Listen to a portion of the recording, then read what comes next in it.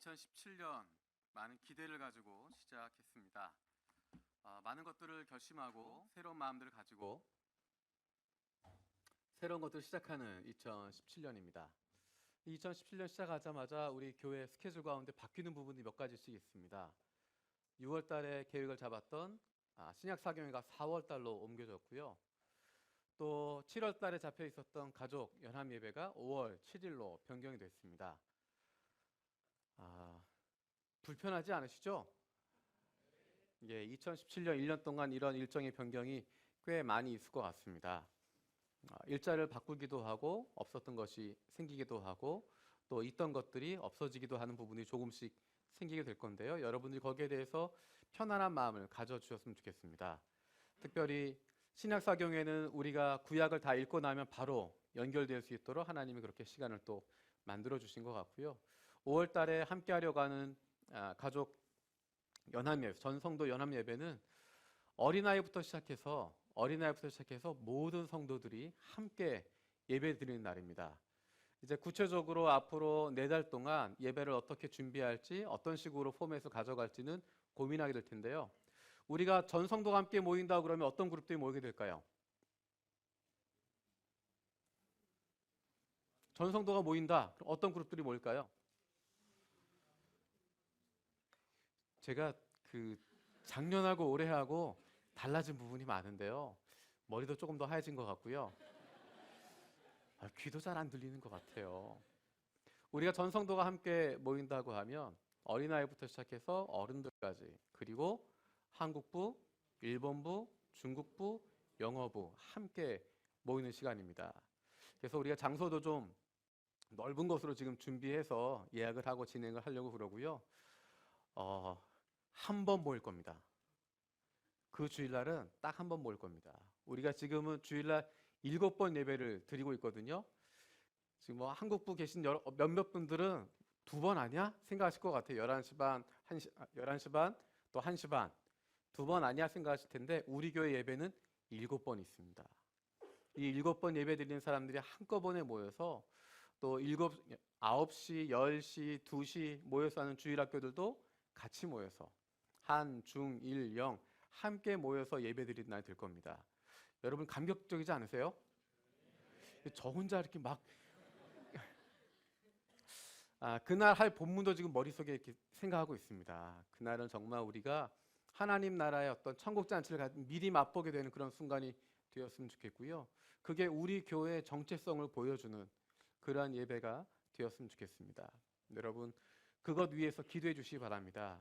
이제 기도하면서 준비하게 될 거고요. 그 전에도 없었고 이후로는 앞으로 있겠지만 그 전에 없었던, 우리가 정말 꿈꾸고 기도했던 우리 교회의 정체성이 담겨져 있는 그런 예배를 5월 7일 날 드리려고 합니다. 많은 어려움도 있을 거고 복잡한 부분도 있을 텐데 여러분 같이 기도하면서 그 예배를 같이 준비했으면 좋겠습니다. 우리가 지금 말씀을 같이 읽어가고 있습니다. 전도서 구약 말씀 같이 읽어가고 있는데 우리가 다윗의 이야기를 보면서 다윗의 중심을 보시는 하나님, 그리고 그를 높여주시는 하나님, 그런 부분을 보면서 마음에 많은 다짐을 하게 됩니다. 열심히 살아야 되겠다. 최선을 다해야 되겠다. 최선을 다해서 살면 하나님이 이렇게 인도해 주신다. 하나님이 높여주신다. 우리의 중심 위에 있는 것 드러나게 하시고 우리의 삶을 바꿔주시고 새롭게 하실 거다라는 마음을 가지고 열심히 각오를 하고 성경을 읽어갑니다.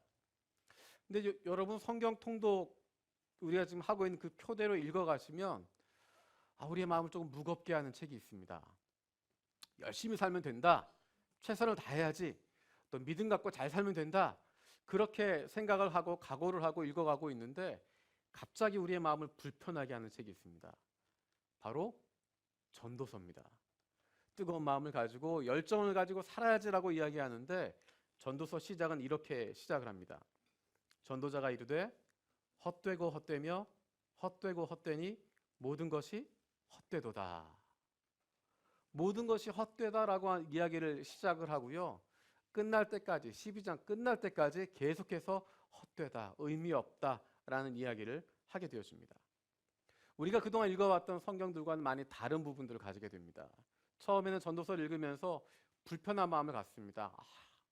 쉽게 헛되다니. 이 인생이 얼마나 소중한 건데, 이 인생은 내가 열심히 하면 되는 건데 이거를 헛되다고 이야기하다니. 해 아래 인간의 수고가 다 의미 없다라고 이야기할 때 왜 의미가 없어? 내가 이렇게 잘 살고 있는데. 그런 마음을 가지고, 불편한 마음 가지고 성경을 읽다가 어느새 모르게, 나도 모르게 고개를 끄덕이게 됩니다. 아, 그래, 인생 그렇지. 내가 원하는 대로 되는 게 아니지. 그래, 인생이라고 하는 것 내가 감당할 수 없는 부분이 많지. 내 뜻대로 되지 않지. 어느새 나도 모르게 전도서의 말씀에 호응하면서 고개를 끄덕이게 됩니다. 그렇게 한참 읽다 보면 인생 참 의미 없다. 열심히 산다고 하는 것, 최선을 다한다고 하는 것 참 허무한 것이구나. 그렇게 생각하게 됩니다. 여러분 안 그러세요? 인생이 무엇이냐라고 하는 질문, 이 질문은 우리에게 던져져 있는 실존적인 질문입니다. 어쩌면 잊어버리고 있을 수도 있고요. 인생을 산다는 게 뭐냐, 인생을 어떻게 살아야 되느냐 하는 것 잊어버릴 수도 있고, 아니면 생각하고 싶지 않은 대답일 수도 있습니다. 생각하고 싶지 않은 질문일 수도 있습니다. 예전에 나왔던 광고 한 가지가 있습니다. 두 학생이 책상에 앉아서, 의자에 앉아서 공부하고 있는 모습입니다.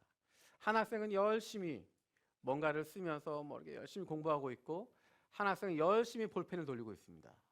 그러다 하늘 한번 쳐다보고 땅 한번 쳐다보고 옆에 있는 친구 한번 쳐다보고, 그렇게 한참 쳐다보다가 이 공부 잘하는 것처럼 보이는 친구에게 물어봅니다. 야, 어떻게 하면 공부 잘하냐? 열심히 공부하고 있던 이 친구가 굉장히 쿨하게 대답합니다. 뭐라고 대답했는지 혹시 기억하십니까? 그냥 열심히 하면 되지 뭐. 그러고 열심히 공부합니다. 어떻게 하면 공부 잘하냐고 질문 던졌던 그 친구는 굉장히 좌절한 표정으로 막 무너져버린 모습입니다. 사실 이 광고는 잘 만든 광고 아닙니다. 뭘 파는지 기억이 안 나거든요, 지금. 혹시 여러분 기억하세요? 이게 무슨 약을 파는 건지, 사전을 파는 건지, 학습지를 파는 건지 기억이 안 나요. 하여튼 그 상황만, 어떻게 하면 공부 잘하니? 그냥 열심히 하는 거지 뭐. 그 이야기만 기억에 남습니다. 근데 어쩌면 이것이 우리의 질문일 것 같아요. 우리가 던지고 싶은 질문은, 인생 어떻게 하면 잘 살 수 있을까? 어떻게 하면 인생 성공적인 인생이라고 말할 수 있을까? 사람들은 뭐라고 대답합니까? 인생 별거 없어. 그냥 열심히 살면 돼. 인생 열심히 살면 되는 거야. 최선을 다해 살면 되는 거야. 정말 그럴까요? 정말 인생 별거 없고 그냥 열심히 살면 되는 걸까? 최선을 다하면 다 되는 걸까? 어쩌면 전도서에서 이야기하는 것은 그렇게 대답하는 사람들에게 또 다른 질문을 던지는 것 같습니다. 인생 별거 없어. 그냥 열심히 살면 돼. 최선을 다하면 성공할 수 있어. 그게 행복해지는 거야 라고 이야기하는 사람들에게 전도서의 이야기들은 12장에 걸쳐서 반복적으로 이야기하고 있습니다. 그래? 인생 별거 없어? 열심히 살면 되는 거야? 전도서에서 보여주고 있는 이야기는 인생 뭐 있어? 하면서 열심히 살았더니 어떻게 되더냐라고 물어보고 있습니다. 열심히 산다고 살았는데 그 결과가 뭐냐라는 것입니다. 최선을 다했다고 하는데 네가 수고한 것, 이상적으로 생각하면 수고한 대로 받아야 되겠지만 현실에 살아보니 내가 수고하지만 그 열매 다른 사람이 받게 되더라. 열심히 노력한다고 성공하는 것이 아니라, 논다고 성공 못하는 것이 아니라, 최선 다하지 않아도, 열심히 하고 있지 않아도 그 사람 잘 되더라. 열심을 다하던 사람, 수고하던 사람 오히려 실패하고 낙마하는 경우도 있더라. 최선을 다했다고 하는데 그것이 열매 맺는 것만이 아니더라라고 이야기하고 있습니다. 사람들은 인생 열심히 살면 된다라고 이야기하는데, 최선을 다하면 된다고 이야기하는데, 그러면 성취할 수 있다고 이야기하는데, 열심히 하면 성공할 수 있고 성취할 수 있고 무언가 만들어낼 수 있고 즐거워질 수 있고 인생의 의미 발견하고 기뻐질 수 있고 행복할 수 있다고 이야기하는데, 전도서는 그 사람들에게 다시 물어보고 있는 것입니다. 내가 인생을 살펴보니까 정말 그런 것 같지 않더라. 열심을 다한다고 해결되는 것 아닌 것 같더라. 내가 최선을 다한다고 되는 것 아닌 것 같더라. 해 아래 새 것이 아니더라. 해 아래 사람들이 수고하는 것, 인생이 수고하고 있는 것, 그것이 다 열매 맺는 것 아니더라. 열심히 노력하지만 수고하지만 그 열매 아무 노력도 하지 않았던 사람에게 넘어가기도 하더라. 인생의 의미에 대해서 다시 한번 이야기하고 있습니다. 인생 열심히 한다고 잘 되는 것 아니더라. 돈 많이 번다고 행복한 것 아니더라. 남들이 가지지 못한 것 가지고 있다고 해서 행복해지는 것 아니더라. 거꾸로 아무것도 없어서 마음을 비울 수 있는 것도 아니더라. 무소유하면, 가진 것이 없으면 행복해지는 것 아니더라. 없으면 없어서 힘들고, 있으면 있음에도 불구하고 어렵더라. 그게 인생이더라 라고 이야기하는 것입니다. 처음부터 12장까지 반복해서 허무하다 허무하다, 인생에 의미가 없다 없다 라고 이야기합니다. 이 이야기를 끊임없이 하는데요, 반복적으로 이야기하는데요, 그 내용들이 어쩌면 너무도 마음에 와닿는 내용들입니다. 우리가 고백할 수밖에 없는, 솔직하게 이야기해서 인생 그렇지라고 생각할 수밖에 없는, 전도서의 말씀을 읽으면서 우리가 대하고 있는 이 인생의 무게가 이런 거였지라고 고백할 수밖에 없습니다. 너무도 잔인할 정도로 우리의 인생에 대해서 정확하게 이야기하고 있기 때문에 읽으면서 우리의 마음이 아프고 질릴 정도로 힘들고 정말 구토가 나올 정도로 이것이 인생의 모습이지, 우리가 이 속에 살아가고 있지, 그렇게 고백할 수밖에 없습니다. 여러분, 공부하기 싫어하는 학생들이 제일 좋아하는 성경 구절 어딘지 혹시 아십니까? 오늘 읽었던 본문 바로 위에 있습니다. 전도서 12장 12절, 우리 한 목소리로 같이 읽겠습니다. 시작.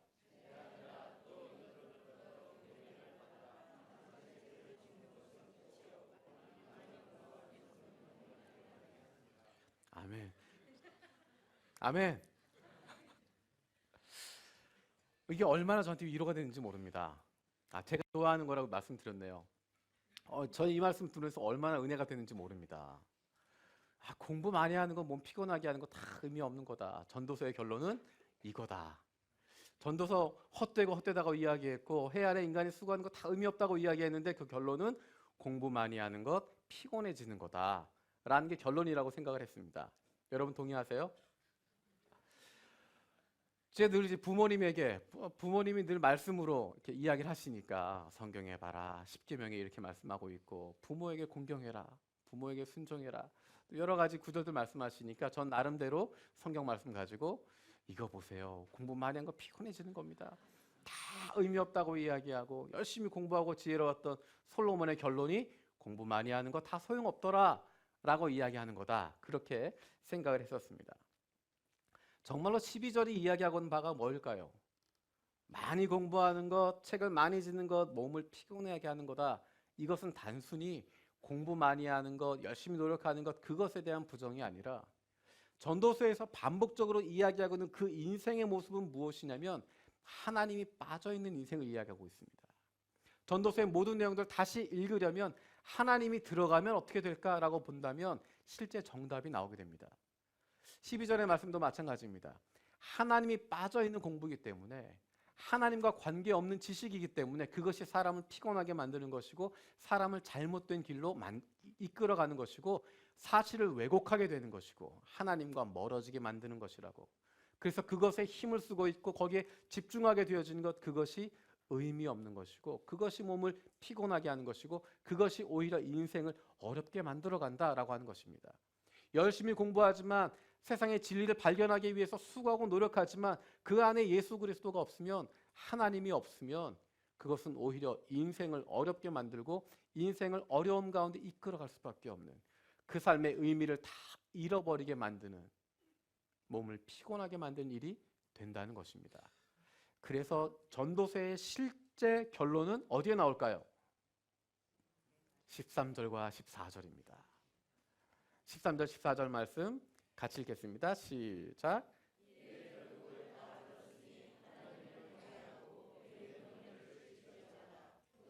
모든 사람의 분분이니라. 하나님은 모든 행위와 모든 은밀한 일을 선악간에 심판하시리라. 아멘. 13절 이렇게 시작합니다. 이래 결국 다 들었으니. 이 이야기는 다른 이야기로, 다른 번역으로 읽으면, 쉬운 번역으로 이야기하면 할 말을 다 하였다. 결론은 이것이다. 라고 해석하고 있습니다. 아주 명쾌하죠. 12장 12절까지 했던 모든 이야기, 할 말 다 했다. 거기까지. 이제 결론 이야기하는 것입니다. 결론은 이것이다. 결론이 무엇이라고요? 13절 다시 읽겠습니다. 이래 결국을 다 들었으니 하나님을 경외하고 그의 명령들을 지킬지어다. 이것이 모든 사람의 본분이니라. 아멘. 하나님을 경외하고 그 명령들을 지킬지어다. 하나님을 두려워해라. 그리고 그분이 주신 계명을 지켜라 라는 것입니다. 전도서 전체를 통하여서 주고 있는 결론이 바로 그것입니다. 하나님을 경외하라. 그리고 그의 명령을 지켜 행하라 라는 것입니다.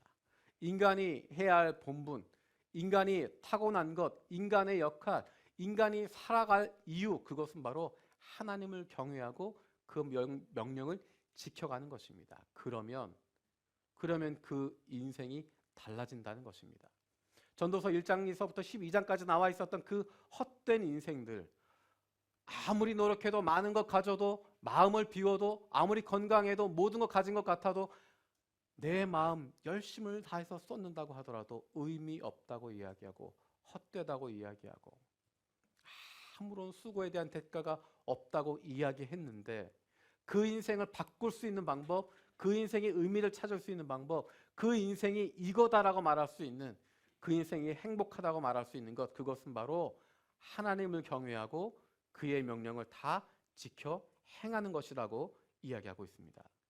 하나님을 경외하는 것, 그것은 예수 그리스도를 아는 사람들만이 할 수 있는 것입니다.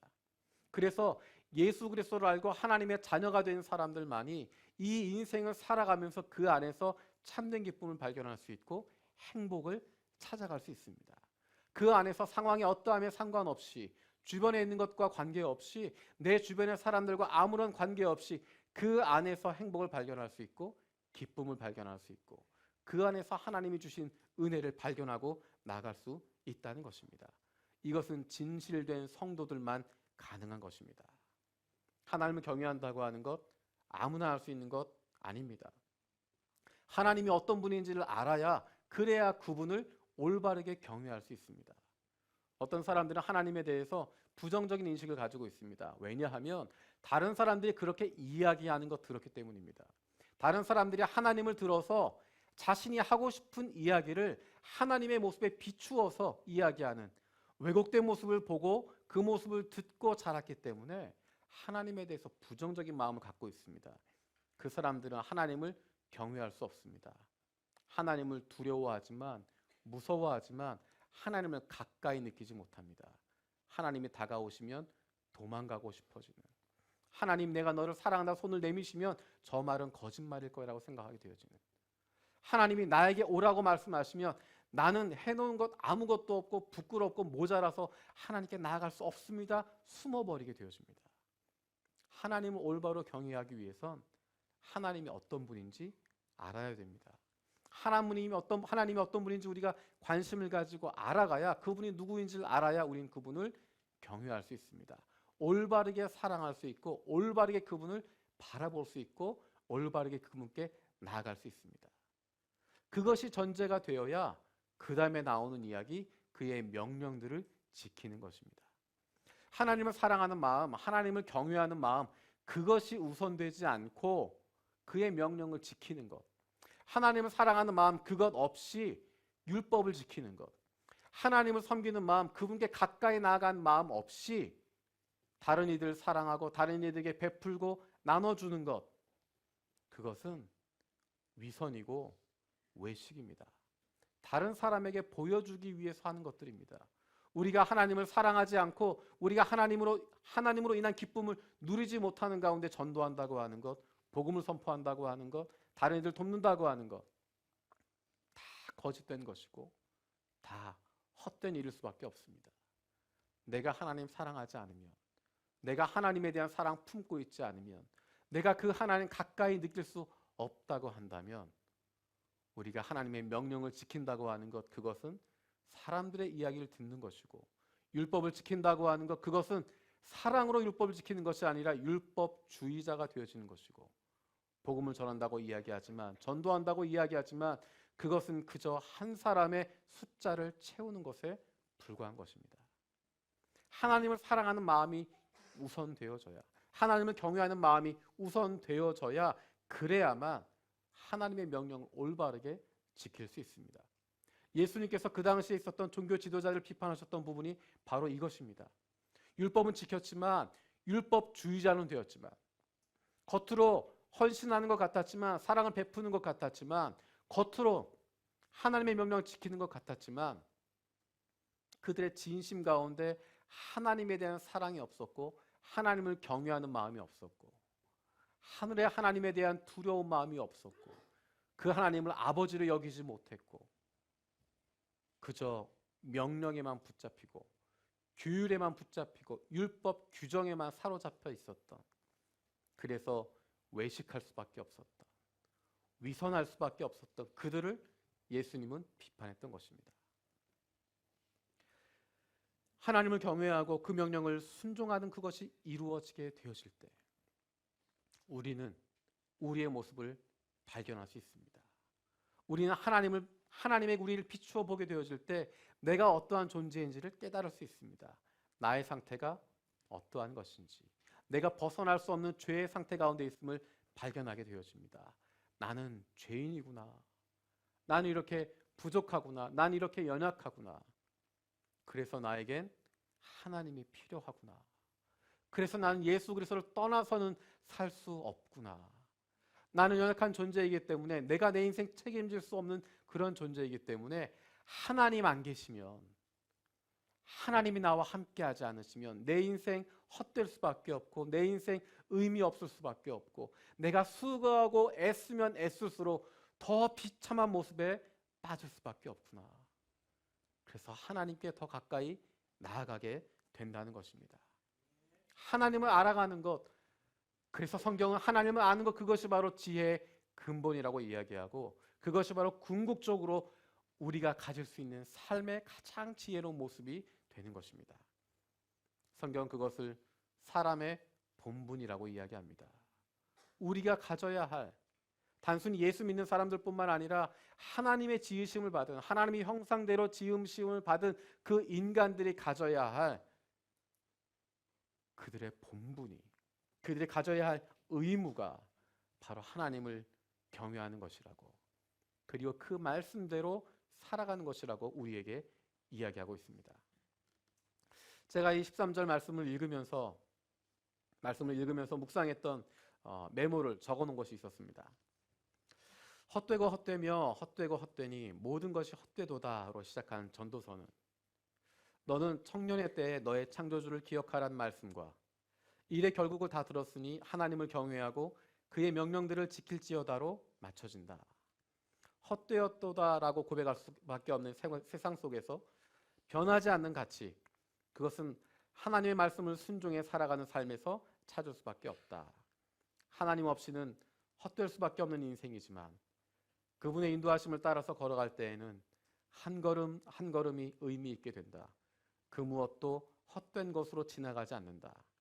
아직 나에게 주어져 있는 시간이 있는 지금, 나의 창조주 하나님을 기억한다. 이 은혜가 저와 여러분에게도 함께 있게 되어지기 원합니다. 여기서 끝나면 좋겠는데요. 그래서 설교도 여기서 아멘 하고 은혜 받고 아멘 딱 끝났으면 좋겠는데, 아직 시간이 남아 있습니다. 아직 한 절이 더 남아 있습니다. 이렇게 결론이 끝났으면 좋겠는데 한 절이 더 붙어 있습니다. 14절입니다. 같이 읽겠습니다.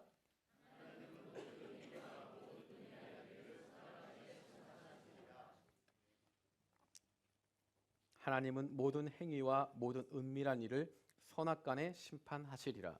자, 저를 쳐다보시고요. 자, 지금 읽었던 14절 가운데 가장 머릿속에 남는 단어 하나, 둘, 셋. 그 단어를 들으면서 느끼셨던 여러분의 마음 하나, 둘, 셋. 두렵다고 말하는 분들도 있고 두려움 가운데 질려서 말 못하는 분들도 계시고, 은혜 가운데 13절로 끝났으면 좋겠는데 14절 말씀이 우리의 마음을 무겁게 합니다. 12장까지 정말 힘들고 어렵게 왔거든요. 헛되고 헛되다, 의미 없다 쭉 넘어왔는데 어쨌든 그래도 마무리를 13절로 잘 지었는데 바로 그 다음 절에서 우리의 마음을 무겁게 하는 단어가 등장합니다. 심판이라는 것입니다. 자, 여러분 흐름을 한번 생각해 보십시오. 전도서에서 이야기하고자 했던 바는 무엇이냐면 하나님 없이 살아가는 인생 의미 없다는 것이었습니다. 헛되다라는 것이었습니다.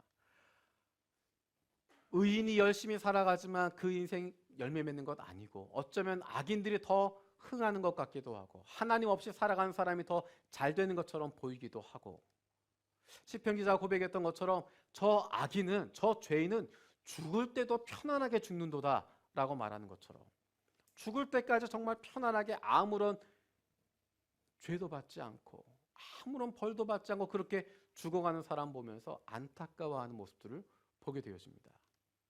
자, 전도서의 마지막 결론이 전도서를 읽고 있는 사람에게 무엇을 주고자 할까요?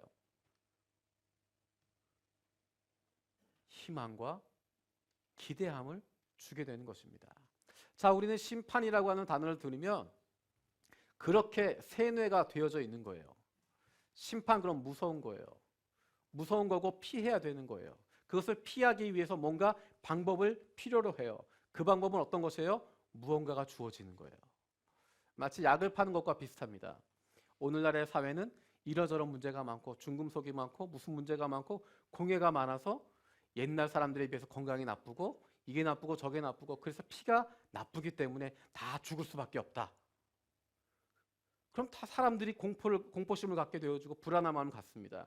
그러나 그거를 피할 수 있는 방법이 있으니 이 약을 한번 드셔보시라. 이 약은 여러분의 피를 맑게 하고 혈행을 개선해주고 혈액순환을 잘 되게 돼서 여러분 뭐 무슨 암이든 무슨 병이든 다 고칠 수 있다. 이야기하면 한번 공포감을 주고 그것을 해결할 수 있는 방법을 주면 쉽게 넘어가게 됩니다.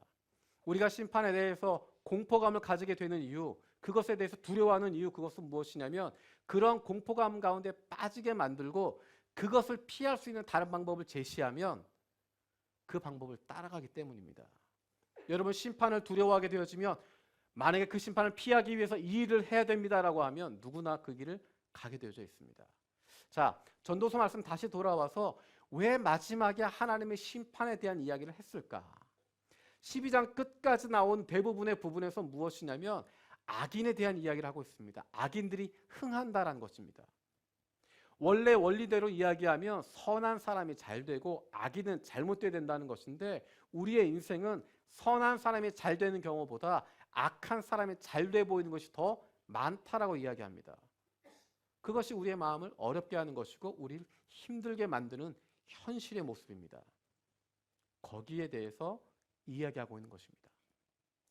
의인은 하나님의 말씀으로 하나님을 경외하며 살아갑니다. 그것이 인간의 본분이다라고 이야기하고 그것을 떠나 있는 사람들, 하나님 없다라고 이야기하고 하나님 앞에 악을 행하며 살아가고 있는 사람들, 전도서 12장 앞쪽에 등장하고 있는 그 악인들에게 주어질 하나님의 심판을 이야기하는 것입니다. 이 심판에 대한 주제는 구약 성경에서 공통적으로 등장하는 것입니다. 하나님 앞에서 선한 사람과 악한 사람에 대해서 하나님이 심판하실 거다. 여기서 끝나지 않는다라고 구약 성경 반복해서 이야기하고 있습니다. 하나님께서는 은밀한 일까지 그 중심까지 보시고 그 안에 있는 것으로 우리를 판결하신다. 우리를 결산하시고 심판하신다라고 이야기하는 것입니다. 그 중심에 무엇이 있는가? 그가 어떻게 살아가고 있는가? 그를 보시며 그것에 대한 심판을 둔다는 것입니다. 인생 여기서 이렇게 끝난다는 것이 아닙니다. 눈에 보이는 인생 그것으로 끝나는 것 아니다라고 이야기하고 있습니다. 전도서에 등장하는 수많은 경우들은 이 인생 끝날 때까지 행복한 것처럼 살았다라고 끝나지만 거기서 끝나지 않는다라고 이야기하는 것입니다. 이 세상에서 끝나는 것 그게 끝이 아니다라고 이야기하는 것입니다. 그게 아니라 마지막에 하나님의 심판이 있다는 것입니다. 이 세상에서 그렇게 끝난 것 같았지만 이 세상에서 그렇게 마무리된 것 같았지만 그게 끝이 아니고 그 다음에 진정한 하나님의 심판이 기다리고 있다라고 이야기하는 것입니다. 죽음을 앞두고 있는 사람에게 있어서 이제 내 인생 끝난 것이 아니라 마지막 심판이 기다리고 있는 것입니다.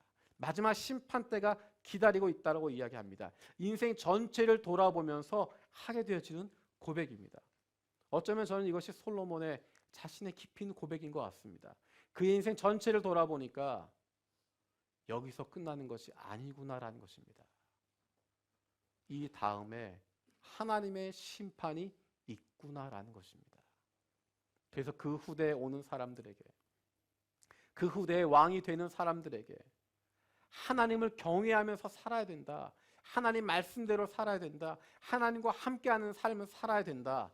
안 그러면 하나님의 마지막 심판대 앞에 서게 되었을 때 너의 모습을 생각해라 라고 이야기하는 것입니다. 너의 모습을 돌아봐라 라고 이야기하는 것입니다.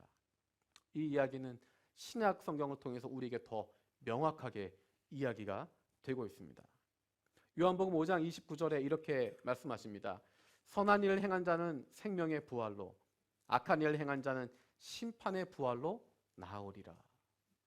심판이 분명히 있음 우리에게 다시 한번 이야기하고 있습니다. 전도서만 이야기하는 것이 아니라 구약 성경만 이야기하는 것이 아니라 신약 성경에서도 예수님께서도 사도 바울도 제자들도 반복해서 이야기하는 것, 심판이 있다는 것입니다. 고린도후서 5장 10절에 이렇게 말씀하고 있습니다. 이는 우리가 다 반드시 그리스도의 심판대 앞에 나타나게 되어 각각 선악간에 그 몸으로 행한 것을 따라 받으려 함이니라. 심판이 두려우십니까? 그 심판이 두려우십니까? 여러분이 심판대 앞에 서게 되었을 때 그 앞에 누가 서 계실까요? 하나님 계십니다. 그 앞에 주님 계십니다. 여러분, 심판이라고 하는 단어만 생각했을 때 두렵고 어려울 수 있겠지만 그 앞에 누가 서 있는지, 누구의 심판대인지 그리스도의 심판대 앞에 서게 되어지면 하나님께서 우리와 동행하셨던, 우리가 그렇게 경외하고 그 말씀 따르고 순종했던 그 하나님께서 그 심판대 앞에 서 계시는데 여러분, 뭐를 걱정할 게 있겠습니까? 우리가 잘 알고 있는 요한복음 말씀이 있습니다. 요한복음 5장 24절에 내가 진실로 진실로 너희에게 이르노니 내 말을 듣고 또 나 보내신 이를 믿는 자는 영생을 얻었고 심판에 이르지 아니하나니 사망에서 생명으로 옮겼느니라. 아멘. 예수 그리스도로 말미암아 구원받은 사람들, 예수 그리스도 영접한 사람들, 예수 그리스도가 나의 구주가 된 사람들, 그 사람들은 이미 영생을 얻었고 심판에 이르지 아니한다 말씀하십니다. 사망에서 생명으로 이미 옮겼다라고 이야기하고 있습니다. 심판은 우리가 두려워할 대상이 아닌 것입니다. 어떤 이들에게 심판의 날이 어렵고 무섭고 두려운 날이 되어집니다. 악인들에게, 하나님 몰랐던 사람들에게, 그 뜻 저버리고 살아갔던 사람들에게 그날은 심판의 날이 되어지고 아픔의 날, 영원한 죽음의 날, 영원한 형벌의 날이 되어지지만 저와 여러분들에게 그날은, 그 심판의 날은 우리의 아버지 하나님을 만나게 되는 날입니다. 그 아버지 하나님의 영광 가운데 우리가 들어가게 되는 날, 그날이 바로 하나님의 심판이 있는 날입니다. 하나님과 얼굴과 얼굴을 마주하는 날이 되어질 것이고 우리가 만나기 원했던 예수 그리스도 만나게 되어지는, 그분과 얼싸 안을 수 있는, 그분과 함께 할 수 있는 날이 바로 그날입니다.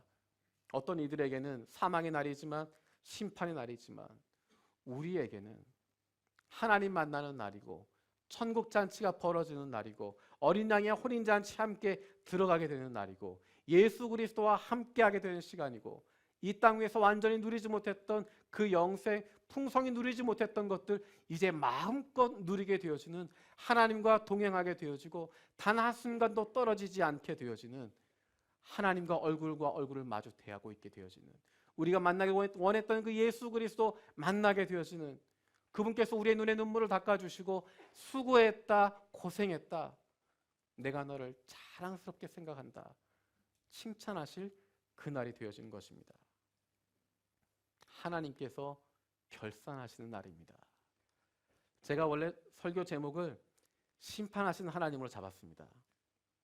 그 말씀을 준비하다가 제목을 보고 제가 깜짝 놀랐습니다.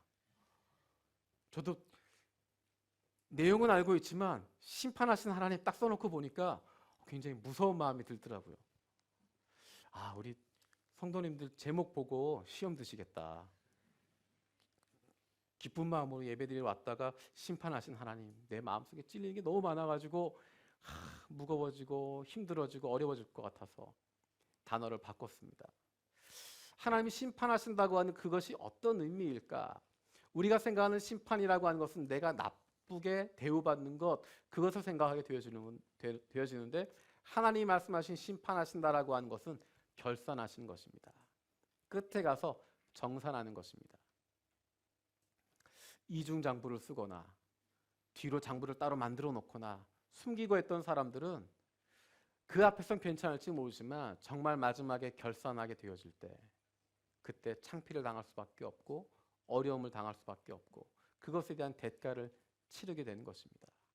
힘들고 어려운 것 같아도 착실하게 살았던 사람들, 하나님 말씀에 순종하며 살았던 사람들, 예수 그리스도 붙잡고 살아갔던 사람들, 그 사람들 마지막 결산하는 날에 부끄러울 것 없습니다. 오히려 더 많은 상급으로 주시고 이 땅 위에서 받지 못했던, 이 땅에서 누리지 못했던 그러한 기쁨과 평안, 그러한 감사, 그러한 행복 더 많이 누리게 될 줄로 믿습니다. 우리의 인생을 시작하게 하셨을 뿐만 아니라 우리의 마지막까지도 책임지시는 그 하나님께서 저와 여러분과 함께 하신다는 사실을 깨닫는다면 그 하나님께서 우리의 인생을 결산하실 것이다. 이 땅에서 마음껏 누릴 수 없었던 영생을 풍성하게 누릴 수 있을 것이다. 그것을 믿는다면 저와 여러분들이 이 땅 위에서 할 수 있는 것, 우리가 할 수 있는 반응 단 한 가지밖에 없습니다. 그것은 바로 하나님을 찬양하는 것입니다.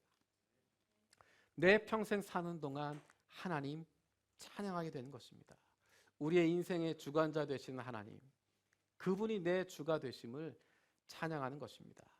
때로는 사람들이 보기에 답답해 보이기도 하고 때로는 우리가 하는 사업들 힘들고 어렵기도 하지만 우리 가정 가운데 아픔이 있고 치유되기 어려운 힘든 부분들 있기도 하지만 어쩌면 우리의 마음과 우리의 육신 가운데 깊은 상처 남아있을 수도 있지만 그럼에도 불구하고 우리의 인생을 결산하실 그 하나님께서 내 하나님 되시고 내가 그분과 동행하고 있다고 하는 것, 그분이 나와 함께하고 있다고 하는 것, 그것을 찬양하는 것입니다. 그분과 함께하는 인생이라면 우리에게 다른 것 없어도 사람들, 보는 것, 소유하는 것, 우리의 환경 다 뛰어넘고 주님, 그분 한 분이면 충분합니다 고백하게 되어지고 그분으로 인하여 즐거울 수밖에 없고 그 하나님으로 인하여 기뻐할 수밖에 없습니다. 찬양할 수밖에 없습니다. 우리의 인생을 결산하실 그 하나님, 그분으로 인하여 놀라운 기쁨을 누릴 수 있는, 끊임없는 감사와 즐거움의 찬양을 부를 수 있는 저와 여러분들, 그리고 사랑하는 우리의 자녀들과 우리의 가족들, 그리고 우리 교회가 되길 원합니다.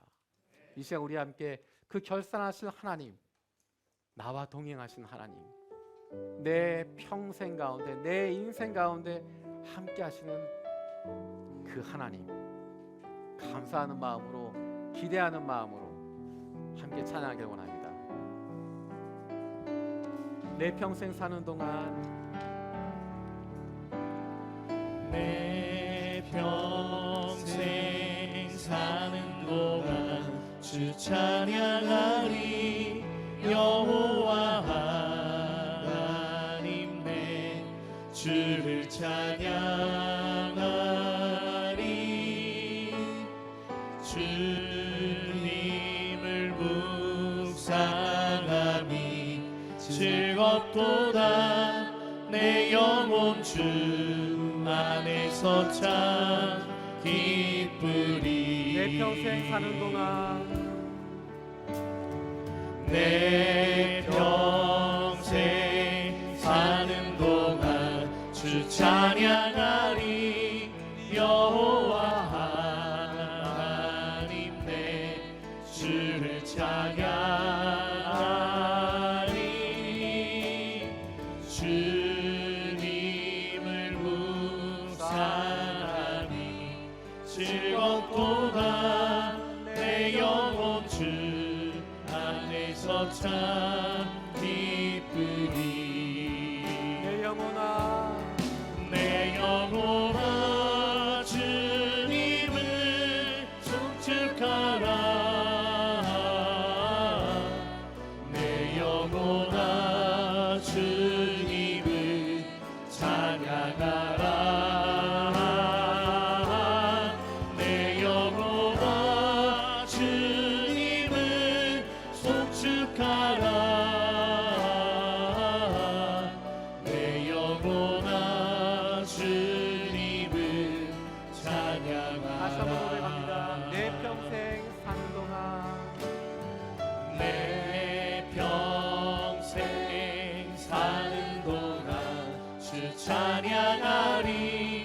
여호와 하나님 내 주를 찬양하리 주님을 묵상하니 즐겁도다 내 영혼 주 안에서 참 기쁘리 내 영혼아 주님을 내 영혼아 주님을 송축하라 내 영혼아 주님을 찬양하라 내 영혼아 주님을 송축하라 내 영혼아 주님을 다시 한번 고백합니다. 내 영혼아 주님을 송축하라. 내 영혼아 주님을 송축하라 내 영혼아 주님을 찬양하라 내 영혼아 주님을 송축하라 내 영혼아 주님을 찬양하라 우리 함께 기도하겠습니다. 우리의 인생 살아가면서 우리가 경유하는 그 하나님이 결산하실 것 믿습니다. 그 하나님이 나와 함께 하시기 때문에 내가 눈에 보이는 이 세상 가운데서 헛되다 느끼게 되어지고 의미 없다 느끼게 되어지고 불공정하다고 느끼게 되어지고 어떻게 이런 일이 나에게 있을 수 있을까 고민하는 순간들이 있지만 그럼에도 불구하고 하나님이 나와 함께 하시고 하나님이 결산하실 것 믿기 때문에 하나님이 심판하실 것 내가 믿기 때문에 오늘 하루 살아가는 동안에도 이 찬양의 고백처럼 내 영혼아 여호와를 송축하라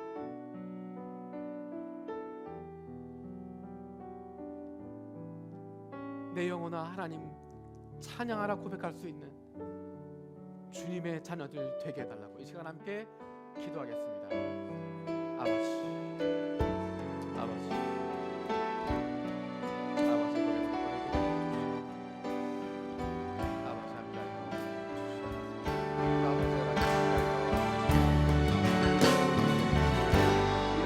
살아가요 이 마음 가지고 살아가요 이 마음 가지고 나아가고 아버지 붙잡아주시고 아버지 함께하여 주시고 역사하여 주시옵소서. 아버지 하나님 내 영혼아 여호와를 송축하라 고백하게 하시고 선포하게 하시고 내 영혼아 여호와를 찬양하라 여신의 고백해 주시옵소서. 눈에 보이지 않는 하나님 바라보게 하여 주시고 눈에 보이지 않는 하나님의 나라 바라보게 하여 주시고 그 영광 사모하고 저희를 하여 그 바라보는 하며 원합니다. 우리 가운데 함께 하시고 우리의 인생을 주관하여 주시고 우리의 길을 인도하신 하나님이라여 저희들에게 하여 주시고 주님 영광 역사하여 주님만 바라보게 되어 주시고 주님만 도와주게 하여 주시고 바라보게 하여 주시고 주님 바라보게 하여 주시고 성령 하나님을 가운데 함께 하여 주시고 아버지 하나님 성령하게 하여 주시고 날마다 살아가도록 성령 하나님 역사하여 아버지 복잡하시고